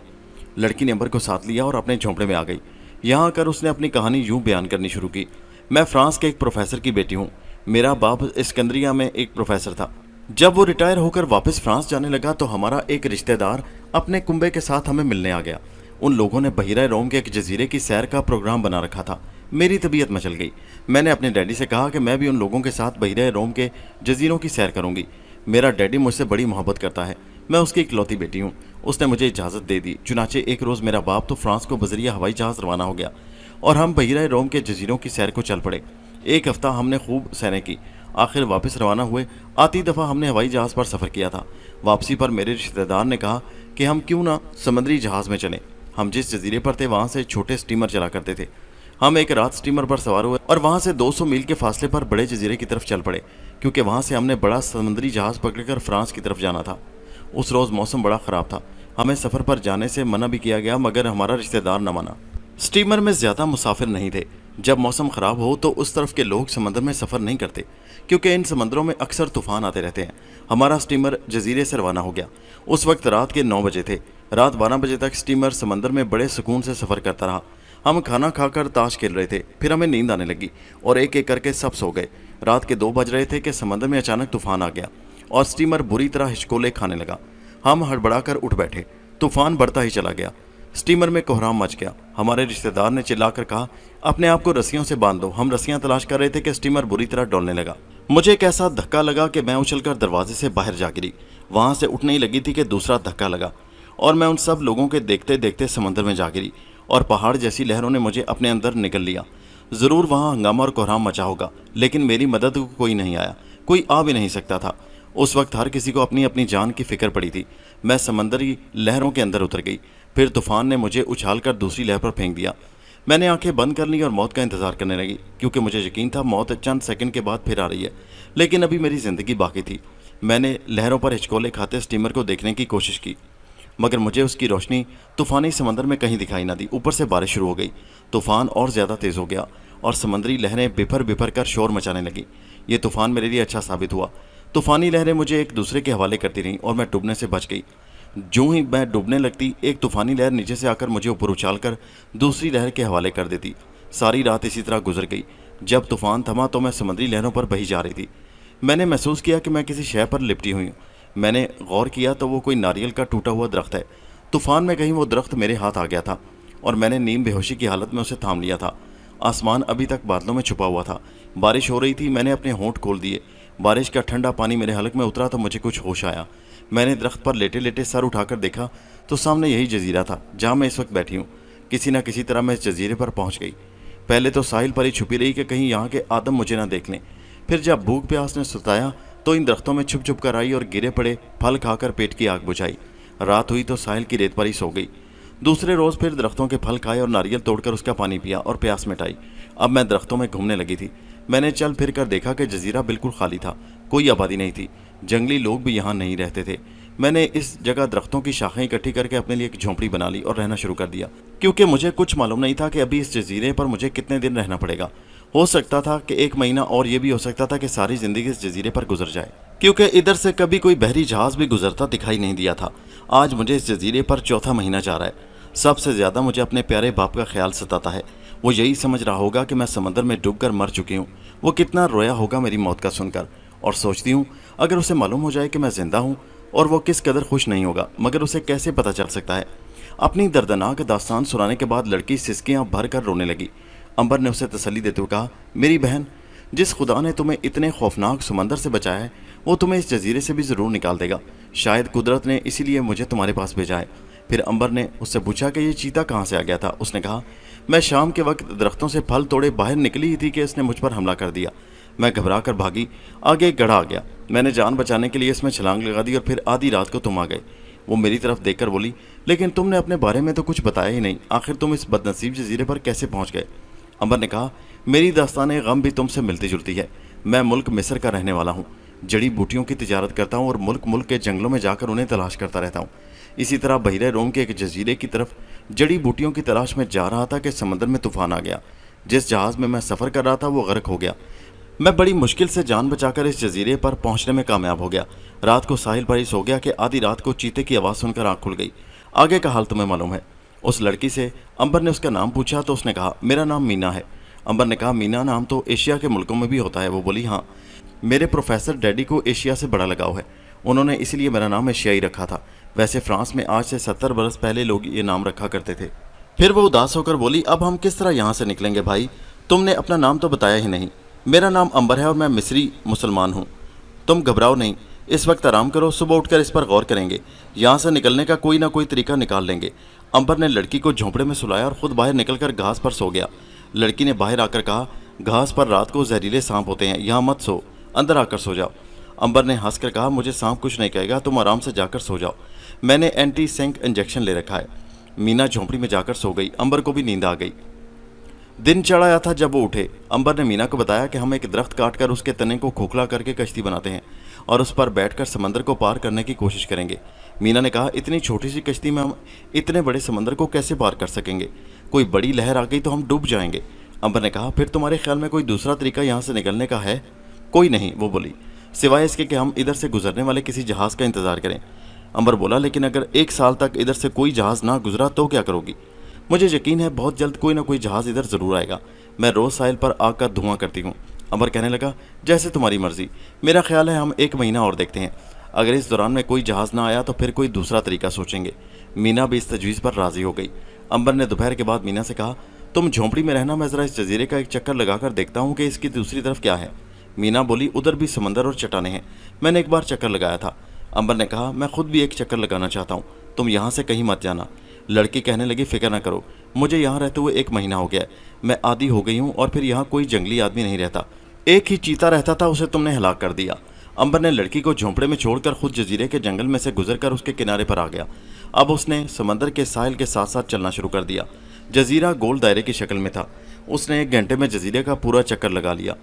वो वापस उस जगह पर जा रहा था जहाँ से वो चला था कि उसे दरख्तों में कोई शय भाग कर जाती नजर आई। ये क्या चीज़ हो सकती है? कहीं कोई दूसरा चीता ना हो? अगर इसे हलाक ना किया गया तो वो लड़की पर हमला कर सकता है। ये सोचकर अंबर जंगल में दाखिल होकर उन दरख्तों की तरफ गया जहाँ उसने किसी चीज़ को भागकर छुपते हुए देखा था। यहाँ घास भी लंबी उगी हुई थी, जिसकी वजह से वो किसी के पाँव के निशान भी नहीं देख सकता था। उसे कई जगह से झाड़ियों और दरख्तों की शाखें टूटी हुई मिली। उसने एक शाख को उठाकर देखा। ये शाख किसी तलवार या कुल्हाड़ी या भाले से काटी गई थी। अंबर का माथा ठनका। क्या यहाँ कोई दूसरा इंसान भी रहता है? ये सोचकर वो जंगल के दरख्तों में बड़ी एहतियात से चलने लगा। उसने जंगल का वो सारा इलाका छान मारा। उसे कहीं किसी जगह भी किसी दूसरे इंसान का निशान तक न मिला। वो जंगल से निकलकर बाहर एक बार फिर समंदर के किनारे आ गया। यहाँ आते ही उसने जो समंदर की तरफ निगाह डाली तो वो चौंक पड़ा।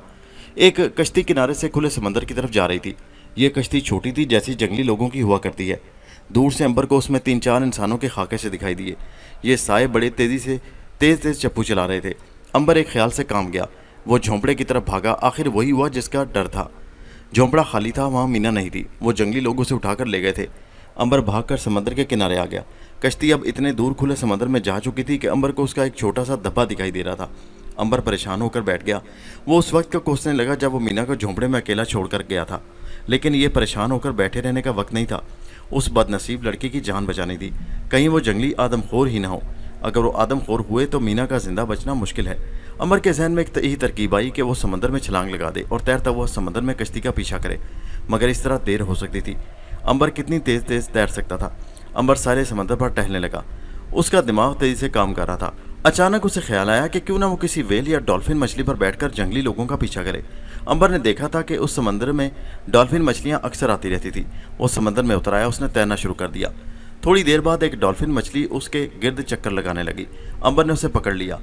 डॉल्फिन भी शायद समझ गई कि अंबर किस तरफ और कहाँ जाना चाहता है, क्योंकि डॉल्फिन मछली इंसान की बड़ी दोस्त होती है और वह समंदर में इंसानों की बड़ी मदद करती है। अंबर डॉल्फिन मछली के ऊपर चढ़कर बैठ गया। डॉल्फिन ने तेजी से उस तरफ तैरना शुरू कर दिया जिस तरफ को जंगली आदमियों की कश्ती गई थी। कश्ती समंदर में कहीं नजर नहीं आ रही थी। समंदर में ऊंची ऊंची लहरें उठ रही थी। डॉल्फिन मछली अंबर को लिए समुद्री लहरों को चीरती आगे बढ़ती चली जा रही थी। आखिर दूर एक जजीरे के दरख्त नजर आने लगे। ये कोई दूसरा जजीरा था। डॉल्फिन ने अपनी रफ्तार तेज कर दी। जजीरे के मगरबी साहिल पर पहुंचकर डॉल्फिन मछली ने अंबर को उछलकर कहका लगाकर सलाम किया और वापस पानी में डुबकी लगाकर गायब हो गई। अंबर ने हाथ हिलाकर डॉल्फिन मछली को खुदाफिज कहा और जजीरे के दरख्तों को गौर से देखा। यहाँ ऊंचे ऊंचे नारियल के दरख्त थे और जंगल के अंदर भी सुर्ख और सब्ज चट्टानें उभरी हुई थी। अंबर रेत पर चलता जब जनूबी साहिल की तरफ आया तो उसने देखा कि रेत पर इंसानों के पांव और कश्ती घसीटने के निशान थे। जंगली यहाँ पर उतरे थे और कश्ती घसीटकर जंगल में ले गए थे। अंबर उन निशानों के पीछे पीछे जंगल में दाखिल हो गया। जंगल में बड़ी दहशतनाक खामोशी थी। यहाँ तो दरख्तों पर बैठा कोई परिंदा भी नहीं बोल रहा था। पत्ते ऐसे चुपचाप थे जैसे उन पर किसी ने जादू कर रखा हो। जमीन पर इंसानों के पांव के निशान भी नहीं थे कि जिससे कोई मदद मिल जाती। अंबर दरख्तों के नीचे जंगल में काफ़ी आगे निकल आया। अंबर ने एक खास बात इस जंगल में ये देखी कि यहाँ ज़मीन पथरीली थी और इस पथरीली ज़मीन पर मिट्टी की तह चढ़ी हुई थी जिस पर दरख्त और घास उगे हुए थे। कहीं कहीं से ज़मीन का पत्थर बाहर निकला हुआ था। अंबर ने महसूस किया कि ये जजीरा किसी आतिशफिशां पहाड़ की चोटी के ऊपर बना हुआ है और आतिशफिशां पहाड़ आधे से ज़्यादा समंदर के अंदर डूबा हुआ है। ऐसे जजीरे बड़े ख़तरनाक होते हैं। अगर खामोश रहें तो सैकड़ों हज़ारों साल तक खामोश रहते हैं, लेकिन वो किसी वक्त भी फट कर समंदर में गर्क हो सकते हैं। शायद इसीलिए इस किस्म के जजीरों पर लोग आबाद नहीं होते। बस जंगली कबीले रहते हैं और ज़रा ख़तरा हो तो वहाँ से कश्तियों में बैठकर भाग जाते हैं। एक कुत्ता भौंका। ये कुत्ता कहाँ से आ गया? अंबर ने सोचा और जिधर से आवाज़ आई थी उधर गया। क्या देखता है कि एक अजदहा ने कुत्ते के गिर्द अपना आप लपेटकर उसे दबोच रखा है। कुत्ते का दम निकला जा रहा है और आंखें बाहर को उबल रही हैं। वो बहुत ज़ोर से चीखना चाहता है मगर हल्की सी आवाज़ निकलती है। अंबर को कुत्ते पर बड़ा तरस आया क्योंकि अजदहा उसे दबाकर हलाक करने के बाद अब उसे खाने की फिक्र में था और अपना मुंह खोले उसकी तरफ झुक रहा था। अंबर ने आगे बढ़कर अजदहा की तरफ हाथ बढ़ाया। अजदहा ने एक इंसान को अपना शिकार छीनने की कोशिश करते बल्कि जुर्रत करते देखा तो गुस्से से फुनकारा। मगर अंबर ने इस किस्म के कई अजदहा देखे थे, उसे क्या परवाह पड़ी थी। अंबर ने हाथ आगे किया तो अजदहा ने उसको अपने मुंह में दबोच लिया। अंबर को बड़ा गुस्सा आया। इस कमीने अजदहा की ये जुर्रत कि मेरा हाथ दबोच ले। अंबर ने दूसरे हाथ से अजदहा की गर्दन पकड़कर जोर से दबाई। अजदहा का मुंह खुल गया। अंबर ने अपना हाथ बाहर निकाल लिया और अजदहा को गर्दन से पकड़कर जोर से झटका दिया। कुत्ता उसकी गर्दन को पकड़ से आज़ाद हो गया। एक तरफ खड़ा होकर आहिस्ता आहिस्ता भौंकने लगा। वो अंबर की तरफ बड़ी मोहब्बत भरी नज़रों से तक रहा था और उसे अजदहा से बचाने के लिए आगे बढ़ा और पीछे हट गया क्योंकि अंबर ने अजदहा के 3 टुकड़े कर दिए थे। कुत्ता अंबर के पाँव में लौटने लगा। अंबर को कुत्तों के साथ भी ज़्यादा दिलचस्पी नहीं रही थी, मगर इतना वो जानता था कि ये जानवर बड़ा वफादार होता है और वक्त आने पर अपने मालिक के लिए जान भी अपनी कुर्बान कर देता है। कुत्ता एक तरफ मुंह करके भौंकने लगा। अंबर ने उस तरफ देखा, उधर दरख्त ही दरख्त थे। कुत्ता अंबर की गोद से उछलकर जंगल में भाग उठा। अंबर ने उसका पीछा शुरू कर दिया। कुत्ता जंगल में थोड़ी दूर जाकर खड़ा हो जाता और पीछे मुड़कर अंबर को देखता। अंबर समझ गया कि वो उसे अपने पीछे पीछे आने को कह रहा है। वो उसके पीछे पीछे चलता गया। दरख्तों के झुंड इधर उधर हटने लगे। फिर सामने एक घास का छोटा सा मैदान आ गया। कुत्ता रुक कर जोर से भौंका। फिर वो मैदान में बनी हुई जंगली लोगों की झोंपड़ियों की तरफ भागा। उन झोंपड़ियों की दूसरी तरफ से हल्का हल्का धुआं उठ रहा था, जैसे वहाँ किसी ने आग जला रखी हो। कुत्ता उन झोंपड़ियों के पीछे जाकर गायब हो गया। अंबर मैदान में दाखिल होने के बजाय दरख्तों के पीछे से होता हुआ झोंपड़ियों की दूसरी तरफ आ गया। यहाँ उसने देखा कि झोंपड़ियों के सामने एक जगह दरमियान में आग जल रही है। اس کے ارد گرد کوئی شخص نہیں ہے. جھونپڑیوں کے سامنے کہیں کہیں ایک دو عورتیں خاموش بیٹھی ہیں. اتنے میں شور سا مچا اور ایک جھونپڑی میں سے جنگلی لوگ شور مچاتے اچھلتے کودتے باہر نکلنے لگے. کتا ایک طرف کھڑا اچھل اچھل کر بھونک رہا تھا. امبر خاموشی سے درخت کے پیچھے کھڑا انہیں دیکھ رہا تھا. جب سارے جنگلی باہر آ گئے تو آگ کے گردا گرد دائرہ بنا کر بیٹھ گئے. اس کے چند سیکنڈ بعد اسی جھونپڑی میں سے وہی لڑکی مینا باہر نکلی. وہ لڑکھڑا رہی تھی, چہرے پر دہشت تھی. 2 جنگلیوں نے اسے تھام رکھا تھا. پیچھے پیچھے جنگلیوں کا سردار تھا. امبر سمجھ گیا کہ یہ آدم خور ہے اور مینا کو آگ میں ڈال کر بھوننے کے لیے لا رہے ہیں تاکہ اسے بھون کر کھا جائیں. امبر سے اب برداشت نہ ہوا کیونکہ دیر کرنے کی وجہ سے مینا کی جان کو خطرہ تھا. صاف لگ رہا تھا کہ جنگلی اسے جاتے ہی آگ میں پھینکنے والے تھے. سردار نے آگ کے پاس جا کر اونچی آواز میں کہا, اسے یہاں لاؤ, اسے آگ میں ڈال دو. امبر درخت کے پیچھے سے نکل کر سامنے آ گیا. جنگلیوں نے ایک اجنبی انسان کو اپنے سامنے دیکھا تو پہلے وہ اسے دیکھتے ہی رہ گئے کہ یہ شخص ان کے جزیرے پر کہاں سے آ گیا. پھر وہ چیخنے چلانے لگے. سردار کو بھی سخت غصہ آ گیا تھا کہ یہ اجنبی شخص وہاں کیسے آ گیا. اس نے چلا کر کہا, اس کو پکڑ لو, پہلے اسے آگ میں ڈالو. 4 جنگلی امبر کی طرف بڑھے. مینا نے امبر کو دیکھا تو پہلے وہ خوش ہوئی پھر پریشان ہو گئی کیونکہ اسے معلوم تھا یہ جنگلی اس کے ساتھ امبر کو بھی آگ میں ڈال دیں گے. اس نے امبر کو کہا, امبر تم یہاں کیوں آ گئے ہو؟ بھاگ جاؤ, بھاگ جاؤ, خدا کے لیے بھاگ جاؤ. امبر نے کہا, گھبراؤ نہیں مینا, یہ لوگ میرا کچھ نہ بگاڑ سکیں گے. مگر مینا کو یقین تھا کہ امبر بھی نہیں بچ سکے گا اور اس کے ساتھ وہ بھی آگ میں جل کر کباب ہو جائے گا اور یہ لوگ ان دونوں کو مزے لے لے کر کھا جائیں گے. اس ہولناک انجام سے مینا کی روح بھی کانپ اٹھی. جنگلی نیزے لے کر امبر کے پاس آ گئے. انہوں نے اسے گھیر لیا اور پھر بازو رسی سے کس کر باندھ دیے اور گھسیٹتے ہوئے سردار کے سامنے لے آئے. سردار نے کہا, پہلے اسے آگ میں ڈالو. امبر نے کہا, تم مجھے نہیں جلا سکتے. سردار نے چونک کر امبر کی طرف دیکھا. دوسرے جنگلی بھی امبر کا منہ تکنے لگے کیونکہ امبر نے ان جنگلیوں کی زبان میں بات کی تھی. سردار نے کہا, تم ہماری زبان کس طرح جانتے ہو؟ امبر نے کہا, اس لیے کہ میں تمہارا دیوتا ہوں, اس جزیرے کا دیوتا ہوں اور انسان کی شکل میں تمہارے پاس آیا ہوں. تم اس لڑکی کو چھوڑ دو, نہیں تو میں تمہارے جزیرے کو آگ لگا دوں گا. جنگلی سردار نے نفرت سے تھوکتے ہوئے کہا, یہ بہروپیہ ہے, یہ کسی ساتھ والے جزیرے میں رہتا ہوگا اور ہماری زبان سیکھ لی ہوگی. اسے آگ میں پھینک دو. مینا کی چیخ نکل گئی کیونکہ جنگلی امبر کو لے کر آگ کی طرف بڑھے. انہوں نے امبر کو اٹھا کر آگ میں پھینک دیا. مینا چیخ مار کر آگ کی طرف دوڑی. جنگلیوں نے اسے پکڑ لیا. مینا اپنے بھائی امبر کی موت پر خون کے آنسو رونے لگی. سردار کہہ مار کر ہنسنے لگا اور بولا, دیوتاؤں نے ہماری قربانی قبول کر لی. جب یہ تھوڑا سا بھون جائے تو اسے باہر نکالو تاکہ ہم مزے سے کھا سکیں. آگ میں شعلے ہی شعلے اٹھ رہے تھے. امبر ان شعلوں میں گم ہو چکا تھا. اصل میں ان شعلوں کے درمیان جا کر بیٹھ گیا تھا. وہ جان بوجھ کر کچھ دیر آگ میں بیٹھا رہنا چاہتا تھا. 3-4 منٹ ہو گئے تو سردار نے اشارہ کیا کہ آگ میں سے لوہے کی سلاخیں ڈال کر امبر کو باہر نکالا جائے. سب کو یقین تھا کہ امبر جل کر کباب ہو چکا ہوگا, لیکن وہ یہ دیکھ کر جہاں کھڑے تھے وہیں کھڑے رہ گئے کہ امبر آگ کے شعلوں میں سے اس طرح اٹھ کر کھڑا ہو گیا کہ آگ نے اس کے کپڑوں کو تو کیا, اس کے سر کے ایک بال کو بھی نہیں جلایا تھا. امبر نے اس جنگلی کو کھینچ کر آگ میں گرا لیا جس نے امبر کو آگ میں دھکا دیا تھا. جنگلی کی بس ایک ہی چیخ نکلی, اس کے بعد وہ جل کر راکھ بن گیا. سردار اور دوسرے جنگلیوں پر کپ کپی طاری ہو چکی تھی. مینا پھٹی پھٹی نظروں سے امبر کو تک رہی تھی. امبر آگ کے شعلوں میں سے نکل کر باہر آ گیا. اس کا جسم بالکل ویسا ہی تھا جیسا آگ میں گرنے سے پہلے تھا. سردار اس کے آگے گھٹنوں کے بل جھک گیا اور ہاتھ باندھ کر بولا, عظیم دیوتا مجھے معاف کر دو. امبر نے کہا, اب عقل آ گئی ہے تمہیں؟ سردار نے کہا, اے دیوتا مجھ سے بھول ہو گئی, مجھے معاف کر دے, ہم پر اپنا عذاب نازل مت کرنا. امبر نے کہا, اس لڑکی کو آزاد کر دو. اسی وقت مینا کو چھوڑ دیا گیا. مینا بھاگ کر امبر کے پاس آ گئی اور ہاتھ لگا لگا کر اس کے کپڑوں اور جسم کو دیکھنے لگی. امبر, تمہارے جسم تو ذرا سا بھی گرم نہیں ہے, کیا تم نے اپنے جسم پر کوئی دوائی مل رکھی تھی؟ امبر نے کہا, ہاں مینا, میں نے ایک خاص دوائی اپنے جسم اور کپڑوں پر چھڑک رکھی تھی.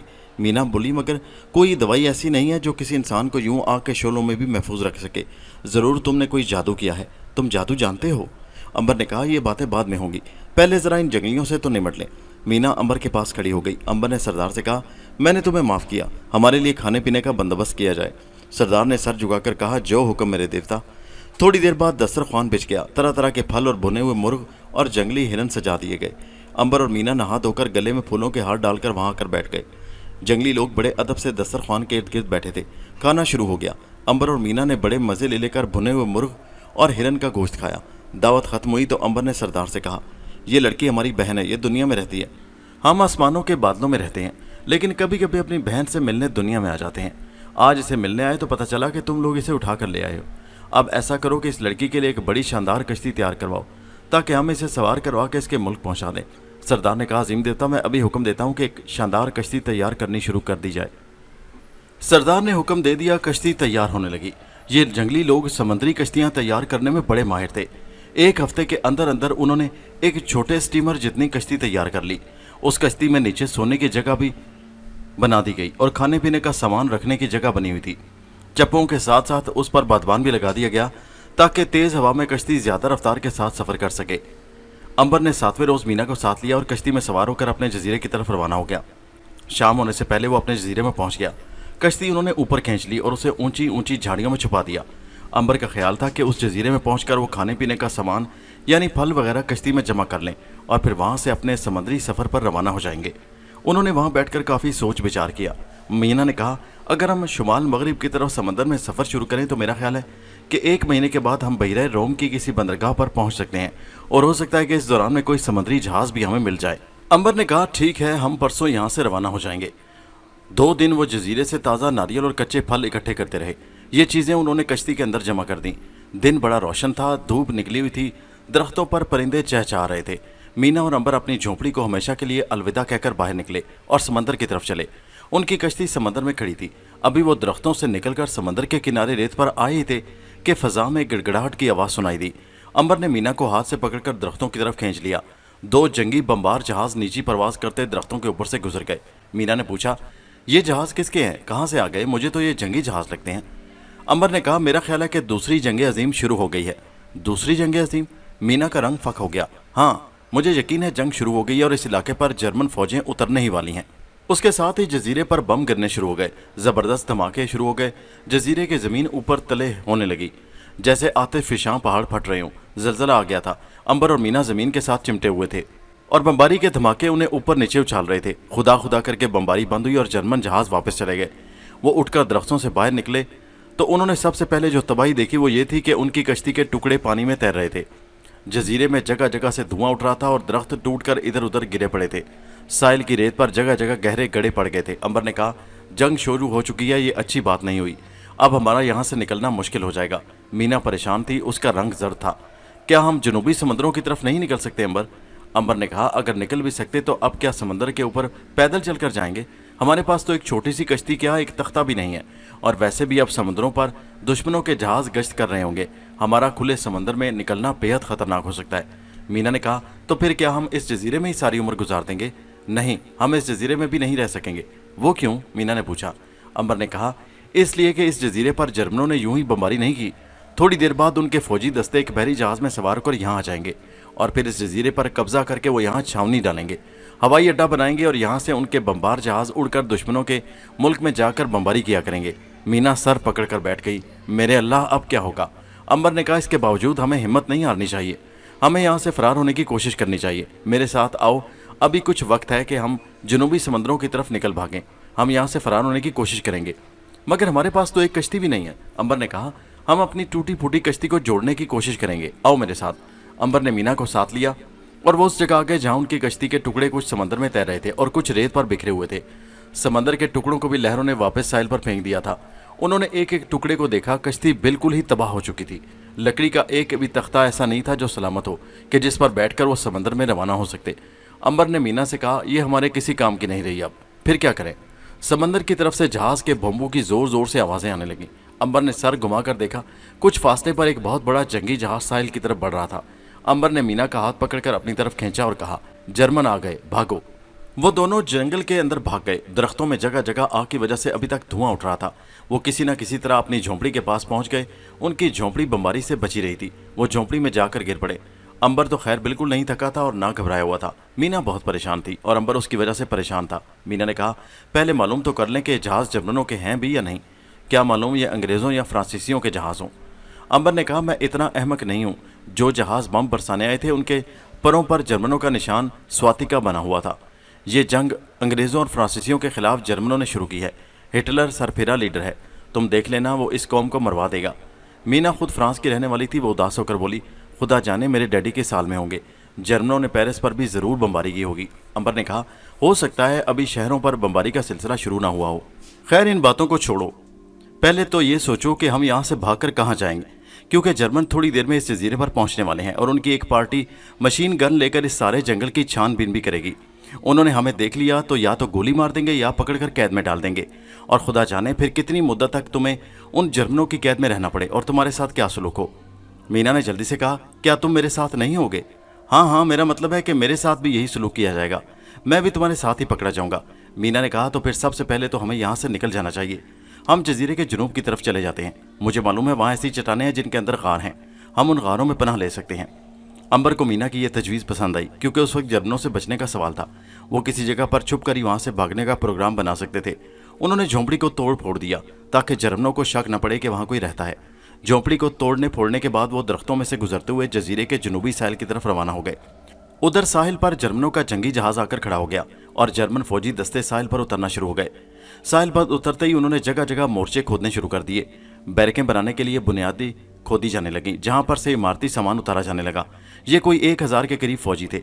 जहाज पर से 6 टैंक भी उतारे गए, कई तोपें उतारी गईं और 13 शिकन तोपें साहिल के साथ साथ लगा दी गईं, ताकि अगर दुश्मन के जहाज बमबारी करने आए तो उन्हें मार गिराया जाए।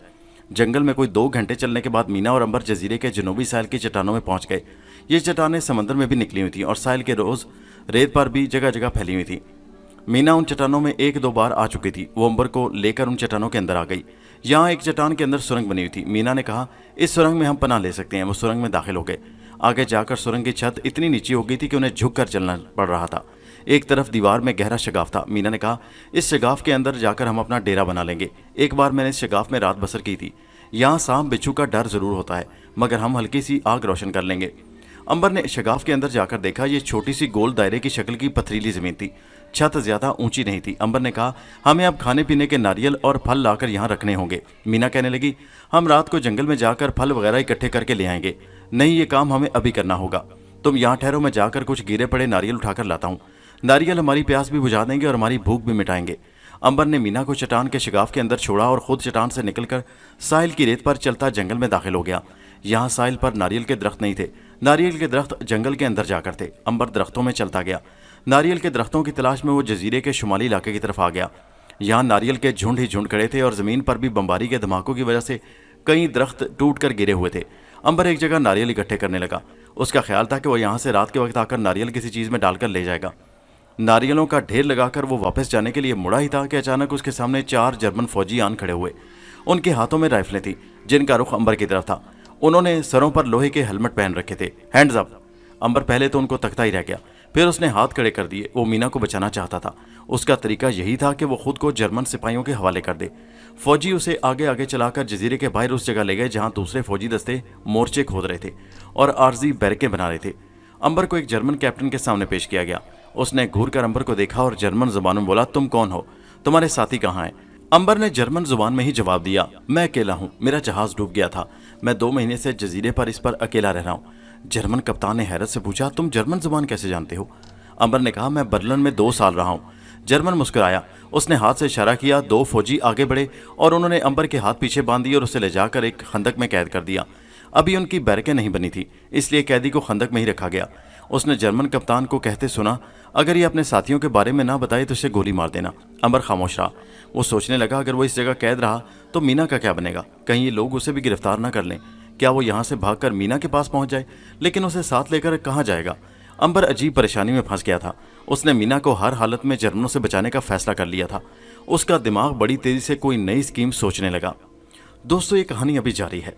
क्या अंबर मीना को बचाकर उस जजीरे से ले जा सका? मारिया और नाग से अंबर की मुलाकात किन हालात में हुई? जर्मनों के फौजी कैंप से अंबर कैसे फरार हुआ? और अंबर नाग मारिया की वापसी का सफर कब शुरू हुआ? इन तमाम सवालों के जवाब आपको इसी कहानी की अगली वीडियो में मिलेंगे, जिसका लिंक इसी वीडियो के नीचे डिस्क्रिप्शन में मौजूद है। उस लिंक पर क्लिक कीजिए और इस कहानी के अगले हिस्से आदमखोरों से फरार पर पहुंच जाइए। और हमारे चैनल हैदर वॉइस को सब्सक्राइब करना मत भूलिए। शुक्रिया।